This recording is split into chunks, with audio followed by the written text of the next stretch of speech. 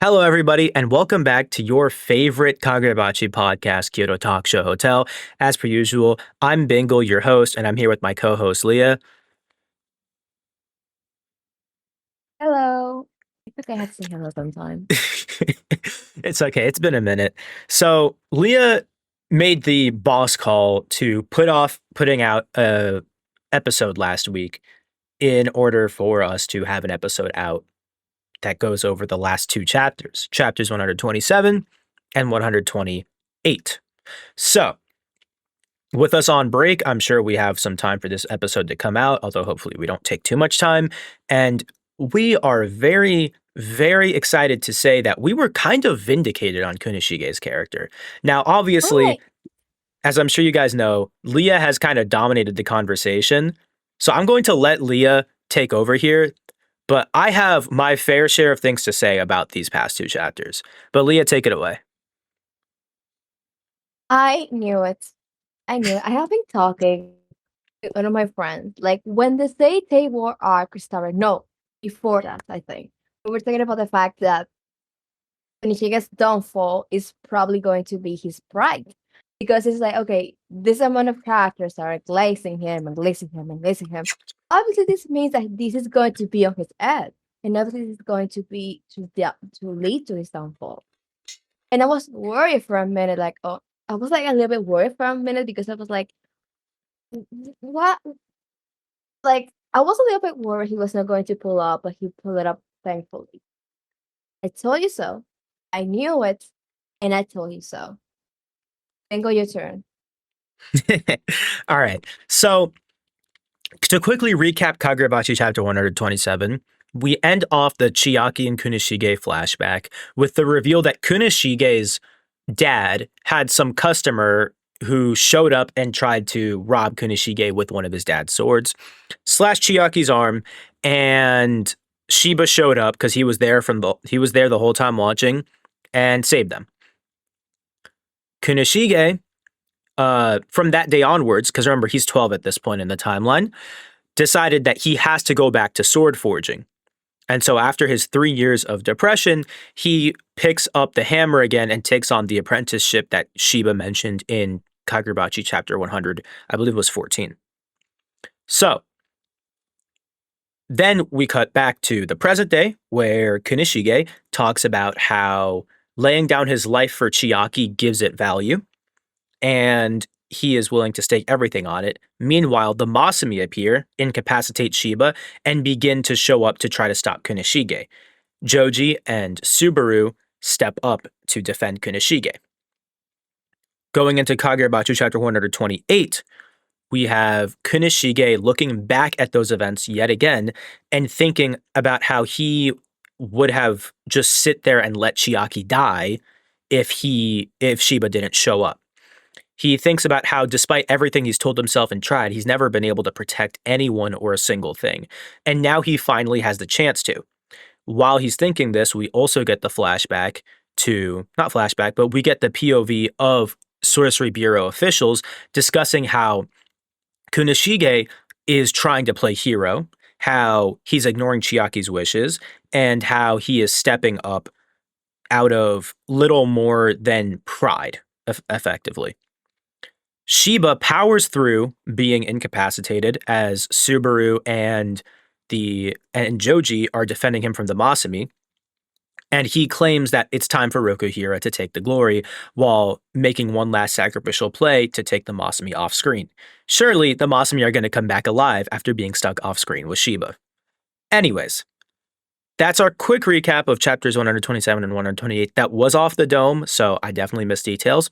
But that's just to set the groundwork for what we're about to talk about. So I have been saying ever since this chapter came out, 128, that Kunishige is prideful and he is a coward. And yesterday, at the time of recording this, I got flamed by basically all of my co-workers, aka fellow bocce tubers, for this take. And obviously, there are jumps in logic because the process of verbalizing this when it's not someone who has a lot of the same implicit understandings of you, cough, cough, Leah, cough, cough, is a little hard. So, explaining this to people that aren't Leah and don't share a lot of same views, little rough. But I like to believe that I and Leah have been vindicated on Kunishige's character. So let me make one thing clear. I think that Kunishige being a flawed character is good. I think it makes him interesting, and I think that pride being the cause of his fall is rather fitting, and the whole theme of the Datenseki is the Icarus flying too close to the sun type of thing. You're attempting something humanity should not be touching. And I truly, wholeheartedly believe that how this arc is going to end and why Kunishige sunk into that depression is because the results of him giving into his pride caught up with him. However, predictions aside, that's for later. Let's talk about Kunishige being prideful and how he can be cowardly at the same time. Because the first contention I got when bringing this up is that pride and cowardice cannot coexist. So let's explain what pride is first off.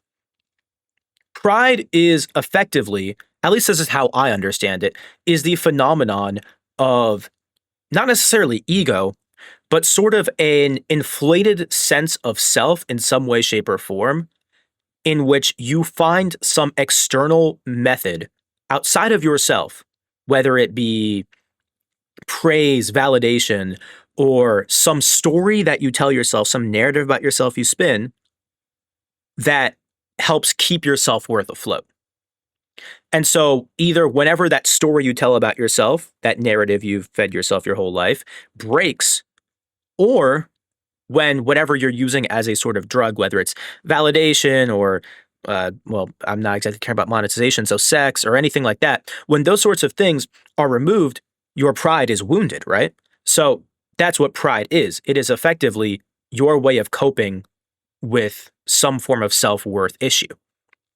So pride can exist in negative feelings as well, because pride is effectively a defense mechanism. That's what it is at its core. Pride is a defense mechanism for people that are scared to look inwards. And so being cowardly and prideful can work. Because what happens when Kunishige is put in a position where we're standing on, not necessarily standing on, but remaining in this narrative that he's a coward, that he's this, that he's that. Him staying in that, yes, it is depression and trauma, 100%. And I'm not going to say that a severely traumatized child, later on 20-year-old, still struggling with depression is his fault. Well, in adulthood, that's one thing, but as a child, it's understandable. What I will say, though, is the fact that Kunishige refused to even step up for um for for himself in any way, shape, or form. The fact that he didn't step up to sell his swords, which is its own paradox we're going to get into. The fact that Kunishige didn't step up, and I'm not going to talk about the present, so I'm not going to talk about Chihiro or whatever. The fact that Kunishige didn't at least try to make a name for himself so that he could stand by Chiaki's side, and he resigned himself to this story that he's this nobody that Chiaki's too good for and whatever. All of that, that's pride. That's cowardice that he's staying behind because of his pride. And so obviously, because this is on the spot, I'm not going to explain it the best. But what I'm trying to get at is the fact that ultimately, pride does not negate cowardice or depression, if that makes sense. Does that make sense to you, Leah? Am I making sense? Question mark. No, you did perfectly. Have nothing to add. Thank you. Thank you. So this paradox rears its ugly head the most in Kunishige's relation to katanas, right? So Kunishige's, and also just kind of his relationship to his father in general. So Kunishige's view of katanas and blacksmithing is effectively that it was the only time in which he felt safe and happy because his father praised him and didn't beat him. And when he was forging katanas, this was when his mom was still alive. Right? So he has this rather warm view of blacksmithing because his father would constantly praise his eyes. His father would constantly praise his potential. His father was constantly warm and kind instead of beating him and yelling and hurting him and his mom. And again, his mom was still alive. So obviously, he has a rather positive view of blacksmithing and katanas. But now he sees that the girl he loves is hurt because of his father's katana, because of Kunishige, because of being near Kunishige, being close to Kunishige. It's wholeheartedly likely that if Chiaki didn't take him out that day, that guy would have just came up to his apartment, banged on the door, Kunishige would have opened it, and he would have gotten killed. That's what would have happened that day if Chiaki didn't take him out. And so Kunishige, with all of this in mind, now has a very conflicted understanding of the katana and his relationship to it. And so he's stuck in this loop where he wants to make katanas because that's how he can protect Chiaki or whatever. I can quickly go back and pull up 128, but actually I have it open right here. Hello? Where is it? Yes. I'm talking to my computer like a sane individual. Here we go. Yeah, Chiaki would have What are you died looking because for? his legs turned to jelly. And so the day that Chiaki got attacked was the reason that he started making katana. So for him, this is something that only he could do.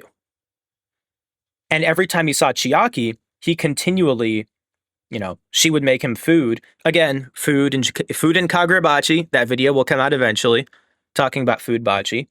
But the thing is that all Kunishige can really do for himself is forge katana. And it's always Chiaki kind of picking him up. At least that's how he sees it, which is not entirely true because Kunishige and Chiaki's relationship is codependent, which we will see more as time goes on.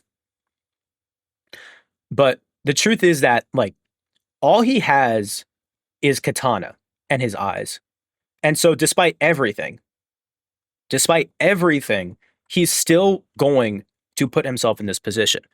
And I think Kunishige and Chiaki, the fact that the biggest reason why I say they're codependent is the fact that Chiaki is risking her life to protect Kunishige, and Kunishige is now risking his life to protect Chiaki, despite the fact that that's not what either of them wish. I think too many, and obviously with Chiaki, it's a bit different because she's Princess Soga and she has a lot more responsibility placed upon her, whereas for Kunishige, it's more personal. And that's why Kunishige gets this treatment as opposed to Chiaki, because on an institutional level, Chiaki likely wouldn't have had the choice in the first place. The Soga higher-ups, what's his name? Gyu Soga was likely to probably have just had voluntold Chiaki to go to the island anyways. So ultimately, that's why Konoshige gets so much, hate for trying to step up and be the hero. And here's another contention on that is Kunishige, why are we trusting what this guy who wants to send 6-month-old Hiyuki on the island says about Kunishige? And that's because he's not making any personal observations. He has no bias for or against Kunishige. If Kunishige sold his katanas, then like Subaru said, Kunishige would have been classified as a living treasure like Subaru in probably the span of like a couple of years, which he had a couple of years to become a living legend. He could have been the guy that they trust the most with Datsenseki. The fact that he wasn't is because, again, Kunishige is stuck in this cycle of making katana, but still refusing to do anything with them. He doesn't want to sell them because if he sells them, then we're going to have a repeat of the Chiaki incident. But making katanas is all he can do. And making the perfect katana has basically become like this life goal that he probably doesn't even care to actually realize because it'll just keep him making katana. It's all that's keeping him going.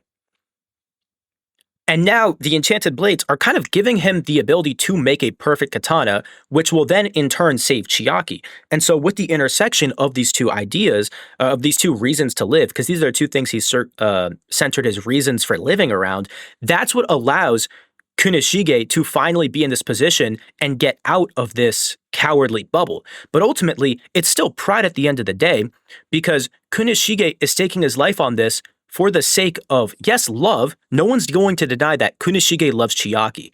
Most people, if you ask them, would you risk your life for your loved one, even if it means potential collateral damage in the thousands of lives? There are many people out there who would say yes to that. I would hesitate to say no. Would I say, I don't know if I would say yes. I would hesitate to say no for certain. That's the one thing I know. And Kunishige in a heartbeat did that, because he has no attachment to his life. It's all Chiaki. And again, given the context that on the day that guy came, it's Chiaki getting him out of the house and Shiba being there as protection that saved his life, it makes sense. It really does. It makes sense that he would feel like he owes his life to Chiaki. And again, we've already talked about the Freudian stuff last week, but oh my gosh, bro. Kunishige Rokuhira, the fact that you are prideful, the fact that you are a coward, and the fact that you are trying to be a hero. I mean, Shiba's saying, we'll give you the glory. Subaru, this is the other thing. Subaru, right? Look at Subaru. Subaru could have just said, give it to me. I'll make it. And then covertly had Kunishige as his, attendant, assistant. He could have covertly done it and taken the glory. And everyone would have believed that he could do it. But he didn't. Kunishige, same thing. Or not Kunishige, Shiba, same thing. He's saying, we'll give you the glory. Both of them are intentionally giving Kunishige the glory. But if Kunishige, at his core, truly and wholeheartedly prioritized the saving of Chiaki Soga over anything else, over being recognized for his skill, over anything like pride, he would have told Subaru to take the credit. And he didn't, because he wanted the glory. If he didn't want the glory, then why is Shiba pushing for him to get glory? Why is Subaru pushing for him to get the glory? Why? There has to have been some form of conversation off screen or some reason that we haven't seen yet to tell us that Kunishige is intentionally trying to take all of the credit. And does he deserve all of the credit? Absolutely. It's his work after all. And we know with the future that it's going to work out. But in this moment, they don't know that. And Shiba risking his life for this, Subaru risking his life for this, Joji sitting here and risking his life for it for some reason. It is all for Kunishige. And so talking about Shiba is actually a very good segue into gender bachi. But Leah, if you have any thoughts on everything I just said, please feel free to share them. You could have said it better, and if someone is still confused after this, they're generally an idiot. Thank you for speaking my thoughts unfiltered. I mean, listen, KTH listeners, I say this as Bingle, not as Artispheria. It is very hard to not consider people, like the reason I made my channel, the reason I make video essays is because I'm trying to create a medicine for like stupid people that can't understand stories. That's the entire reason, is so that I can link videos that are literal like school lessons on how to analyze a specific part of the narrative. Like the Churome video, that's why. I had a conversation with a YouTuber earlier today, and I won't specify the name, and this isn't a dog on them at all. In fact, I'm going to probably meet them at Anime NYC next week. But they didn't understand what the True Realm was. And so they were like talking about the True Realm like it's a specific ultimate ability, like it's a specific thing, like Kumayuri's True Realm specifically being destructive play, Samura's True Realm specifically being Suzaku healing buildings, and nothing else. And like I've never linked a video faster than I have for that. And I have IRLs who read Bachi, and if they don't understand something, I'll just link a video. Now, not all my IRLs know about this, but that's besides the point. So, unfortunately, as much as I hate to say someone not understanding the text or being a little illiterate is like an intelligence diff, it kind of is. So yeah, I'm sure I'm going to still have contentions about this. I'm sure people are still going to argue in my face. I mean, I literally had an argument with like 4 YouTubers at once about this yesterday. But listen. I will make a Kunishige Rokuhira video. Will I wait until the end of the Seitei War? Probably. Because I don't want to make a predictions video. I don't want to make like a prediction segment. I'm going to probably wait until the end of the Seitei War, so it'll probably be Kunishige and Chiaki, like a tragedy of the Rokuhira family thing. I'm going to hold off, as much as I really want to make a Kunishige video right now, but when that video comes out, and I absolutely know I'm going to be right in everything I say in that video, because everything I say right now, I'm going to say in that video. I know I'm going to be right. I'm going to be laughing in the face of, I will not name YouTubers. Nope. I want peace, not problems. You feel hateful today, Bingle. I want peace, not problems. I want peace, not problems. I want peace, not problems. I will not name the YouTubers I will be laughing in the face of. But vindication will hit like crack. That's what I will say. Anyways, Gender Bachi! Yay! Yay! Anything you want to say? I have waited for this moment for so long because I have been writing on this way for so long. And I was like, listen, it's there. He has done it before. He's there. I swear. I swear. He's Ah, here. I'm blanking. Um, I'm so I'm kind of happy. blanking right now. Do you want to start, Bingo? Yeah, I'll start. I'll start. Gender Bachi. So, what is Bingle Artispheria talking about? Well, dear viewer, I'm glad you asked. So, here's what I'm talking about. If you look at Shiba's relationship to Kunishige, it very starkly mirrors the stereotypical male relationship, like the male friendship, right? So, the male friendship, and I'm speaking very broadly here. As you all know, I am a male, a cisgendered heterosexual male, and I have many, many close friends in real life who are also cisgendered heterosexual men. And we are all very sounds like I'm jacking myself off or whatever. We are all very emotionally intelligent and we are all very secure in our masculinities. And so I have been blessed to learn what it's like to have guy friends that are not like this. But I still went to middle school and high school. So I know exactly what kind of guys Shiba represents. And this will just lend more and more to my burning hatred of Togo Fleba. Preface out of the way, let's talk about gender bachi. So, Togo Shiba and Soshiro Azami are both the stereotypical male friend. They are very surface level people, and while they certainly do grow to be more emotionally intelligent in their 40s, as we have seeing them in their 40s. Uh, they are, you know, especially in their teens, they're very childish and mischievous despite whatever upbringing they had. We know for sure Shiba's probably some type of orphan at the like bare minimum. Uh, and Azami was kicked out of his house. So we know that like there's despite the fact that they've had like a pretty rough upbringing, they still got that childish behavior to them, and their maturity is going to take a while. If I had to guess, the horrors of the war will certainly do it. Shiba is not a caretaker. Now you might be saying, "Oh, but he took care of Chihiro." His taking care of Chihiro resulted in Chihiro dying twice. So just because you're a caretaker doesn't mean you're a good one. Shiba's not a caretaker, especially during the Seitei War flashback and the childhood flashbacks. He is not a caretaker at all. Azami, same thing, not a caretaker. What are they? They are ride or die brothers for certain. By the male standard of friendship, they do everything that a male friend should. They will step up when needed to help out with, taking Chihiro at the house, protecting him, whatever.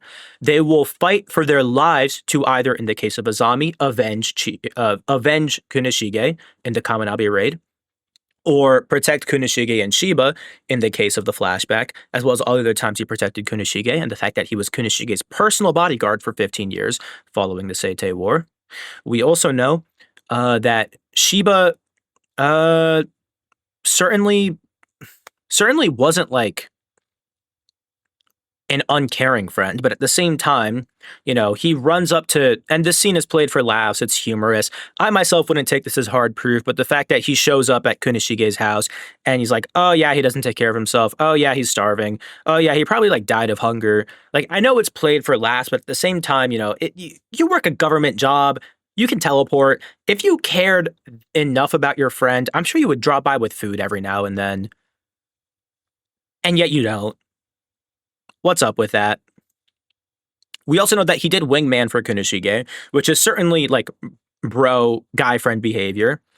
But how much of this is where it starts to get tricky is that guys that kind of fit this baseline level of good male friend, like good guy friend, good homeboy, but not necessarily like a true brother, a really good guy friend. Because, what about the emotional side of things? Kunishige was depressed out of his mind, and yet again, I'm not going to knock on the father son relationship, and by not being a father, I can't speak on this. But for 15 years, the only, like, Kunishige where was the emotional support from Azami and Shiba for those 15 years? We know that it was Chihiro who ultimately got him out of that hole simply by existing. And I think it's beautiful that a father could find a new will to live in his son. I'm not by any means knocking on that. I think that that's beautiful. And in fact, when I read chapter 83 for the first time, if I wasn't in public, I would have broken down in tears. It's still one of my favorite chapters to this day. Here's the thing, though, the fact that ultimately it seems like a lot of what Kunishige and not Kunishige, Azami and Shiba are good for is the not necessarily the emotional, but more of the joking around surface level and protection as well as wingmaning stuff is very heavily just stereotypical guy friend behavior. And so this is why I'm saying that we might be looking at gender bachi. We might be looking at a form of gender commentary on Kagurabachi and gender relations. And so how can this expand? I believe that this certainly can expand through something like Shiba only. We end up getting some more context into Shiba's relationship with Chiaki, and we see that while yes, Shiba and Azami are Chiaki's childhood friends, they're more so, especially in the case of Shiba, treating Chiaki as Kunishige's girl than my friend slash in the case of our favorite Suga clan guardian, my ward, because that's what Chiaki would be given he's protecting her. And this also explains why Akemura became Kunishige's closest, most trusted ally, and why Akemura is so comfortable calling Kunishige Nissan, despite the fact that I don't think we've seen them interact on screen a single time. It's the fact that they had a strong emotional bond because of Chiaki. They're both men who I hesitate to call a 16-year-old a man. They're a man and a boy who both love Chiaki dearly, and that became a source of closeness for them because they're both desperate to do anything to keep her safe. And so there's th- this is at least what I see and what makes sense to me is that I think that Kunishige and Shiba's relationship, Kunishige and Azami's relationship, could be barreling towards a form of gender commentary. And something I joked about, again, I don't think this is the case, but something I joked about in the initial post-chapter read-through with Leah is the possibility that Kunishige and Chiaki are a self-insert for Hokuzono's relationship with his wife. If you guys don't know, every time Hokuzono appears in public or in interviews, he has a wedding ring on. And potentially that maybe Shiba is representative of some friend that Hokuzono had that maybe potentially wingmaned, if not was screwing up his relationship with his wife, and he had to fight for his life to get her back. Kunishige and Chiaki's relationship falling apart could represent either a breakup Hokuzono had or a rough patch that he and his wife went through without the resolution that he had of getting back with his wife. Again, that is completely just throwing shots in the dark. Literally, we were not being serious there. Like, I don't think, I don't think that if it if it was a self if it really is a self insert, I think Kunishige and Chiaki's relationship could mirror Hokuzono's marriage, but I don't fully think that's the case. That's just like spitballing stuff for the hell of it. Anyways, that is all I have to say on gender bachi for now. I have spoken. Leah, take it away. In the side of like the female character side, I think it's like the treatment. I feel like it feels a lot like I agree with you in how Asami and Chiba may perceive Chiaki. Because I sit here and wonder, um, why they didn't talk to Chiaki before they decided to, you know, start forging swords. Like, I think the fact that Chiba is saying, you take the glory, that Chiba was the one that pushed this. No, I'm not gonna say he made her do that, go to his house, but rather he created a situation to keep them alone. And he keeps creating situations that are mostly Chiaki taking care of Kunichige rather than, let's say, things created in Chiaki's favor. I think it kind of supports the point you're making that is early because we can have the perception of certain scenarios that maybe Chiba created on her favor, but we don't know them actually because we actually do not know why Chiaki likes them besides the normalcy thing, which I think is kind of a crazy thing to say right now because we're forging swords for her sake. Um, but in general, I feel like the gender bashi that we're seeing right now is not exactly a commentary on misogyny or patriarchy or heteronormative society, but it rather feels a lot on. I'm not going to say a criticism. I'm going to say more kind of just like a now view on how heterosexual men or men in a heteronormative society tend to socialize and tend to be friends with each other, which is like essentially completely different from women, like completely opposed to my own personal experience. Which I think is really good because it follows a theme he has pushed ever since the CBA with Samura.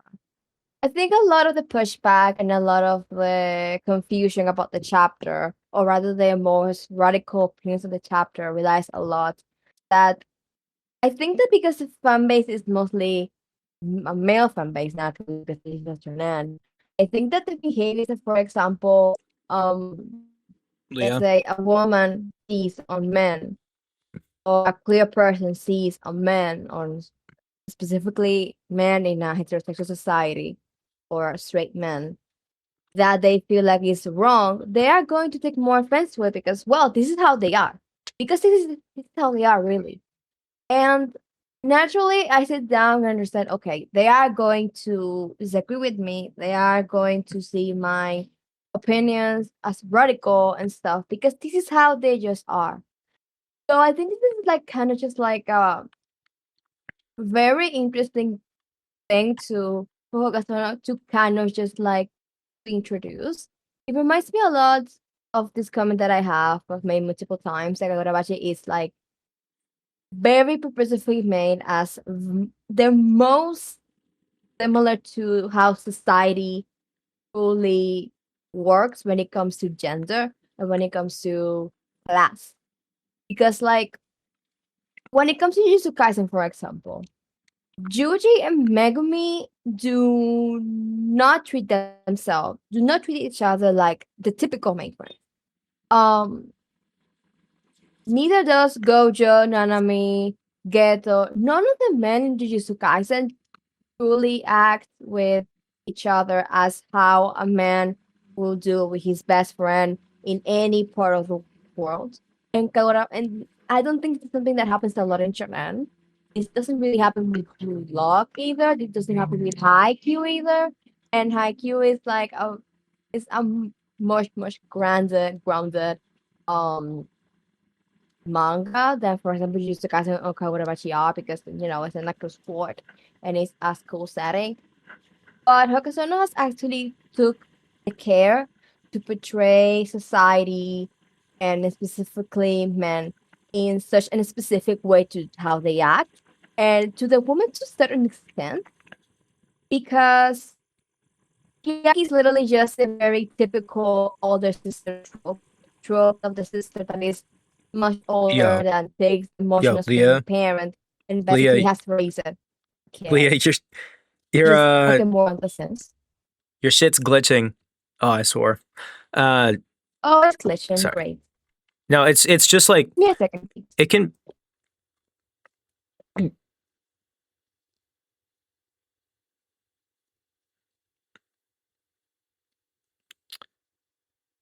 That sounds better now. Uh, I think it's a connection problem more than anything else. The connection is like it is really. It seems like Uh, fine. mm, not sure what the problem is here. I Uh, just hear you fine. like you'll hear this when the video comes out. Like it's hmm, just sounds a See, little thank God the glitch robotic. happened. The glitch happening when I don't talk a lot is like a blessing in disguise. Yeah, I mean, like it's happened in like little bursts in previous episodes. Obviously, we're uh, well, in different countries, but I didn't Yeah. expect it to happen. Let me see. This is all right, guys. Be warned if you're gonna host your podcast on a Discord call, uh, be ready for problems. Hmm. We are not Where's professional the? podcasters. Yeah. Supposed to get a new headphones soon, so maybe that can help. Hopefully. All right. Well, let's get back to where we were. Sorry for cutting you off. It's okay. What I was saying. Okay, yeah, that men are like ready to be men.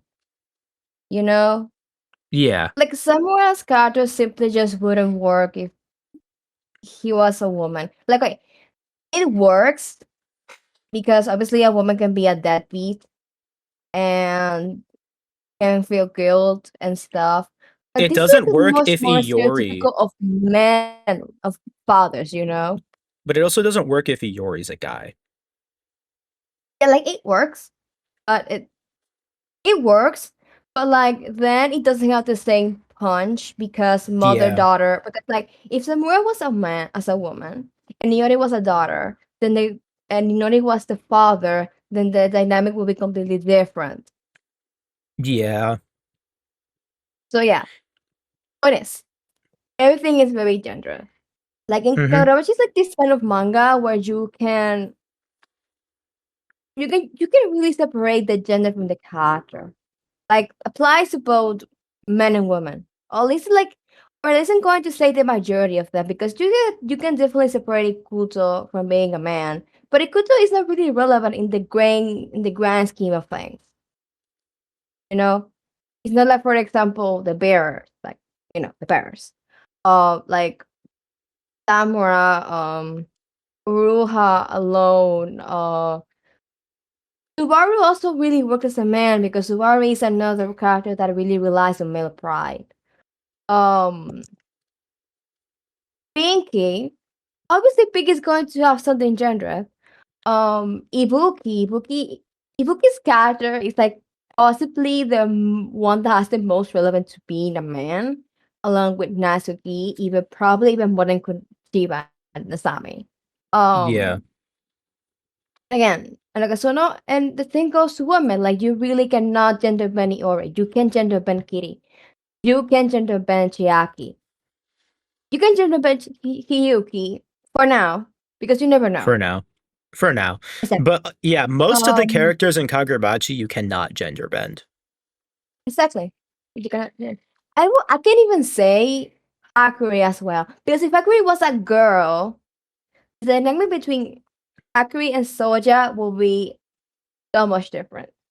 Yeah, Hakurdi, the thing is like I can see the argument maybe because we know women can be in the toe, but I think that the difference is that women aren't immediately expected to work as fighters and sorcerers for the Sazanami. If I Hakari mean, was just yeah. born a girl and never had any aptitude for sorcery, then all Hakari would have ever been is like a political tool for marriage.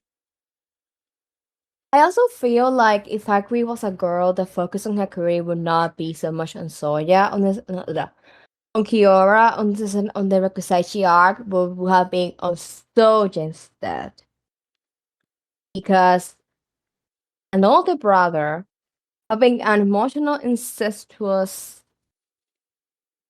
kind of relationship with his little sister is kind of like a crazy dynamic.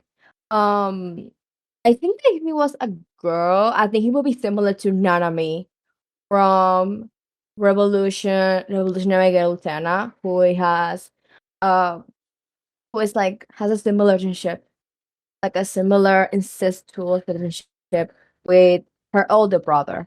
And her older brother is also a victim of grooming. So I think we got very similar dynamic and the thing is like everybody would hate Hakuri if he was a girl. Okay, why am I talking about Hakuri again? Is another point. Because we're talking about how most characters you cannot gender bend. Okay, yeah. Okay, Hakuri is not like I don't know what I was like putting so much focus on Hakuri. But yeah, that's the point. Like you can really separate the gender from the character. And for some instances this is good because we get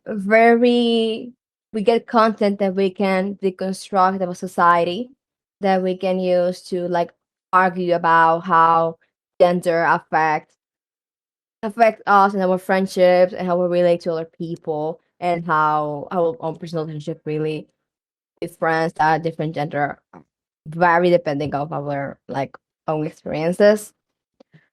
But sometimes it can be bad because not necessarily because the characters are gender is like a good thing. I feel like a lot of female characters, because you are aware they're women, you can just fail them. But I'm going to have faith because faith is the last thing I am going to lose. I have fought too long for me to just give up. I'm going to keep my faith up. Mhm. Yeah, I think that the women of Kagurabachi will definitely get their time. I believe that this chapter has restored a lot of my hope. Not that I ever didn't believe Hokusono could cook, but I will admit it was looking grim for a moment. But seeing how Kunishige's reflection here, I do have hope for the future. And as I've said, I think I said this last week, we just need a POV switch. Like, I'm so serious. I think that it's wholly possible that the Seitei War will trade POVs. I believe that we could see POV switches from, I mean, we already saw one from Shiba to Kunishige. I think we could see one from Yeah. Kunishige to Chiaki. I think we could see an Akemura POV switch. In fact, we already had one. I believe that we can see a POV switch to. I was about to say a zombie. That's a funny joke. Um, Sorry. we'll definitely see POV switches to the sword bearers, and like you mentioned, the Misaka brothers. I mean, it's no secret that Leah and I stocks are like all in on the Misaka brothers. We are. They're the easiest investment of all time. Partly because Natsuki is obviously going to be Chihiro's mentor, and partly because they are such an amazingly obvious setup for a toxic masculinity commentary with Ibuki and Natsuki's relationship. At least if you believe that Natsuki, or that if you, at least if you believe that Ibuki genuinely believed that Natsuki didn't get Kumayuri because he was weak. If you think that it was out of protection, then we'll still get some toxic masculinity. I think two things can be right at We the will same win. time. We're winning no matter what. That's the point. Speaking of the Misaka brothers, go watch the tragedy of Natsuki Misaka. It's one of my favorite videos. Self promo over. Do I have anything else to say? No, just we need a Chiaki POV switch. I'm going to be very silent, not very silent, but I'm going to like keep my comments on Hokusono's writing of women down on a no, just bring it down a couple notches ugh, because it really looks like Hokusono's taking the quality over quantity route. Uh, and I hope Be that is better. the case. I will say though, I mean, I understand, for example, Char not being there. Like, what is Char doing in the Kamunabi HQ raid besides dying? Like, seriously, I think people asking things like that are really silly. Or like, oh, where's Mister Inazuma's sister? Really? I mean, has anyone asked that? Probably, but bro, You come on. know, Karabashi fans ask about anything. Kagurabachi fans are, you know what? Let me not slander them too hard. Do the Anyways, word is a video that's going to come about this soon enough. yeah, I think because of especially this chapter and how very gendered the characters of Kagurabachi are, we will see more gender bachi cinema, and more than that, more food bachi. That's what these past two chapters have shown me is that Hokuzono is keeping the food bachi themings consistent, and that will be a very fun video to work on at some point. Anyways, I think that's enough of our gender bocce talks out of the way. There's not much to talk about in regards to Chiaki because these are very Kunishige centric chapters, and we've already talked Chiaki to death the previous episode and the previous episodes in general, right? Yeah, we have. Yes.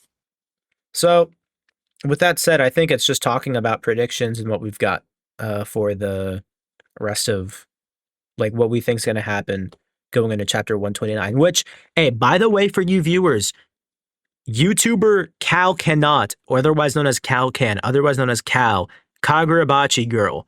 I will be on her chapter reaction and review for 129. Do you guys want to know why? Because we're going to be meeting up in person with all the other bocce tubers that are coming to Anime NYC. I will not be with her the whole time, though. Don't try to hunt me down. All right. Had to quickly put a shout out to Cal. But yeah, as for predictions, hmm. I have an Uh, opinion. yes, I think we're going to see Chiba backstory in like very soon, and it's looking probably. bleak. It's looking like Hakuris, Sasanamis, particles. I think we already kind of, unless you mean the Soya abuse, we kind of already got that with Azami. No, no, no, no, no, no, no, no, no, no. No? It's mostly like we have this guy that is extremely like I'm going to say separated and like very much separated from people. Even now he kinda is. Like the Chiba that is acting with Kunishige is the same Chiba you're going to see in the present really. So I think that is something that runs like really, really deep, like in my opinion. Yeah, I think we're gonna get like some Hakuei particles. I am not going to say like it's going to be like the same exact um like a scenario, but I think he's going to be at the Hakuei because we have a guy that was abused. We have like the other particles. We have Chiaki that is again EOA particles. Well, particles from like everybody, and we have Asami who is also particles from for Bachi. So he was going to have like similar particles, and I think he's going to be the Hakuei particles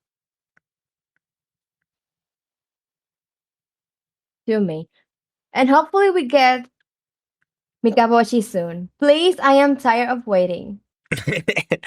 I think, because they definitely have spies, I think we're going to see how they react to Kunishige forging and processing their sacred rock soon. But I don't know. Do you think the Masumi are just going to call it quits if they see that Kunishige successfully smelted the Datsenseki? No, because Joji already did. Well, no, it's not finished. Now I know, but like, Like when the process of smelting finishes, and they see that Kunishige was successfully able to process it into steel, because if it fails, Shiba's in no position to be able to teleport everyone out. So that tells me that they're not going to fail. Kunishige is going to succeed here. What I think might happen is the government is still going to double down and try to send Chiaki. But the Islanders are going to catch wind of what Kunishige no, did. they say that. That's what's gonna happen because they say that. They say Yeah, that the only thing they want to do is like no problems, which is why the Masumi is going. They're not doubling down on that. yeah, I don't know. I think that the chapter 45 panel kind of tells us enough. They're not going to take Kunishige Rokuhira seriously, even if he's Nope. proven himself, until there is no other option left. Yep. And now that they know that he's like no Shiaki, I think that even more now they're not going to listen. Probably, because they're just going to think that he's some lovesick wannabe hero, which, Exactly. I mean, like, I mean, if it looks like a duck, it sounds like a duck, is it a duck? I don't know, bro. You tell me. Yeah. Uh, I don't really. The issue is we don't know how long the Seitei War arc is gonna be. Like if Kunishige succeeds here, we don't know the time frame until the war starts. I mean, we know, but we don't at the same time. It really is a question of Hokazono, what is like how many chapters is this going to be? Like how many volumes we talking? Are we talking like is this going to be like a 5 volume thing? Like what? Like what's going on here? You know, it.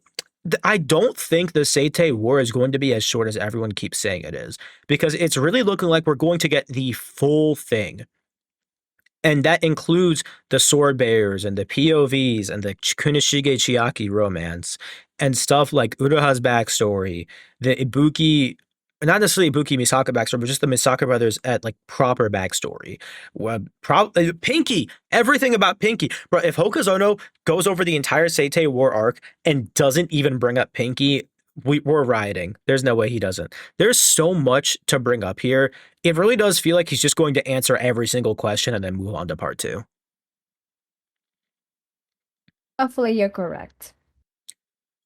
Because otherwise, what? We need to get two Seitei War arc flashbacks. What? Like what? Like I I couldn't think tell that's you. I happening. couldn't tell you where this is going to end. I just couldn't. Are we going? Are we going to go to Kunishige it's being settled in the mountains with Chihiro, baby Chihiro? Are we gonna go to the forging of the enchanted blades and cut it there? Are we gonna go to the end of the Seitei War, the armistice? Are we gonna like where is this ending? And I couldn't tell you.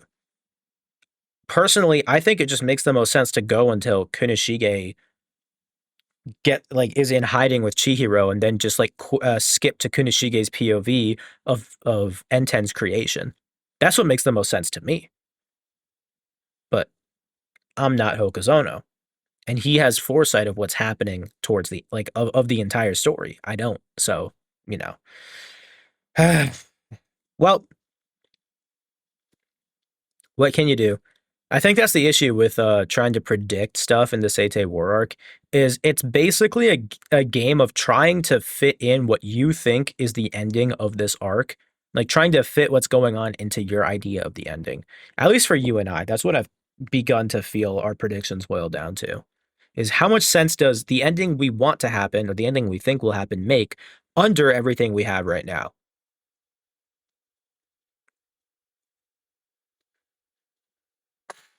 Mm. I'm gonna believe in him. Except for made me Always believe. hope, bro.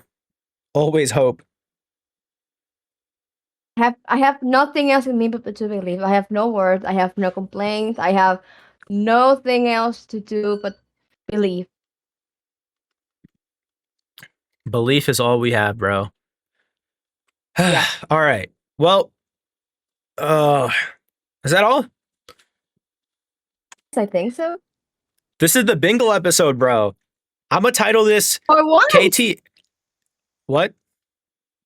for once, it's your For once, episode. I'm gonna title this KTH episode 5, and it's just gonna be like the Bingle rant or something. I was thinking it's like I actually put it on Yeah, I know you sent the. me. I know you sent me the graphics. Let me look at this. That's a really funny thumbnail. Yeah, good job on taking care of the cleaning up the text because that can get you copyrighted. The Bingle show. Canva Pro is like the best thing ever. Oh, this is Like there's like hilarious. an option where you do magic layer and it like in a manga panel and it separates every single panel. You can use it however you like, including the bubble speech and the text inside the bubble speech. This is perfect. I noticed you low-key got some of them text effects on my face there. Uh, Well, that's just not my problem. Nobody's gonna notice that. If you okay, notice that, you didn't. okay. Uh, guys, ignore Leah's work there. Doing the graphics for this channel is already enough of an amazing job as is. Guys, can we get a round of thank you, Leah's, in the comment section for handling all the graphics because we all know graphic design is not my passion.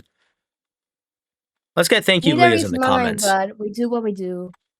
You're significantly better with this Canva-ish than I am. Let's not lie. Okay, that's true.